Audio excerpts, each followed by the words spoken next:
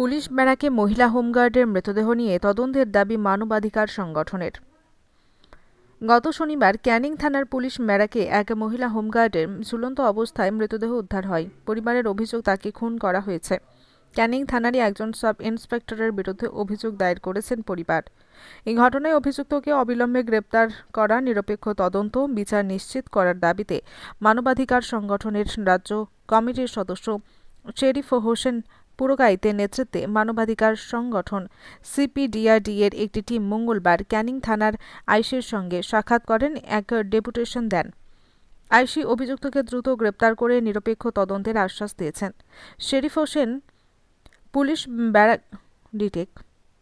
Sheriff হোসেনের কথাই, police ব্যারাকে পুলিশকর্মীর দ্বারা যদি আর একজন পুলিশকর্মীকে নির্যাতন ও খুনের অভিযোগ আসে, তাহলে সাধারণ মানুষের নিরাপত্তা কোথায়? অবিলম্বে দোষীকে গ্রেপ্তার করে শাস্তি নিশ্চিত করতে হবে।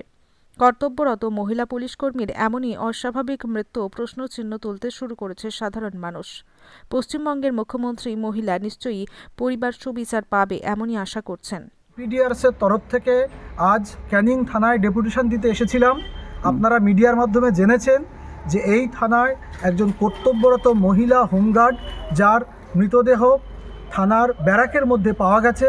পরিবারের গুরুতর অভিযোগ যে তাকে হত্যা করা হয়েছে এবং সেই হত্যার সঙ্গে যুক্ত এই থানারই একজন সাব ইন্সপেক্টর। ফলে বিষয়টি খুবই গুরুত্বপূর্ণ এবং যে ঘটনাটি ঘটেছে সেটা পুলিশ নিয়ন্ত্রণাধীন অঞ্চলে এবং সেখানে পুলিশের কর্মীরা থাকে।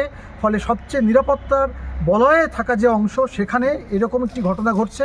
ফলে বুঝতেই পারছেন রাজ্যের আইন শৃঙ্খলা কোন জায়গায় পৌঁছে গেছে। এবং শনিবার দিন ঘটনা ঘটলেও আজকে মঙ্গলবার, এখনও পর্যন্ত যিনি অভিযুক্ত তাকে গ্রেপ্তার করা হয়নি।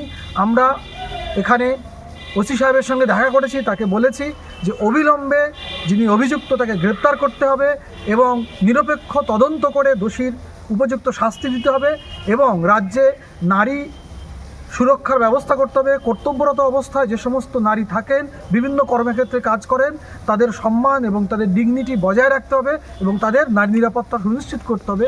এবং সামগ্রিকভাবে রাজ্যের আইন শৃঙ্খলা যেভাবে ভেঙে পড়েছে, আমরা মানবাধিকার সংগঠন সিপিডিআরএসের তরফ থেকে মনে করি যে সেটি একটি ভয়াবহ পরিস্থিতি। ফলে সেই ভেঙে পড়া আইন শৃঙ্খলাকে যাতে আরও ভালোভাবে গড়ে তোলা যায়, সেই জন্য আমরা ওসি সাহেবকে জানিয়েছেন। তিনি কথা দিয়েছেন যে তারা চেষ্টা করছেন অতি দ্রুত তারা অভিযুক্তকে গ্রেপ্তার করবেন। আমরা এও বলেছি যে আমরা ঊর্ধ্বতন কর্তৃপক্ষ, পুলিশের কর্তা যারা আছেন তাদের কাছে জানাবো, রাজ্য মানবাধিকারের কাছে জানাবো এবং এই ঘটনায় উপযুক্ত বিচার পাওয়ার জন্য যে পদক্ষেপ নেওয়া দরকার মানবাধিকার সংগঠনের তরফ থেকে, সিপিডিআরএসের তরফ থেকে আমরা সেই পদক্ষেপ নেব।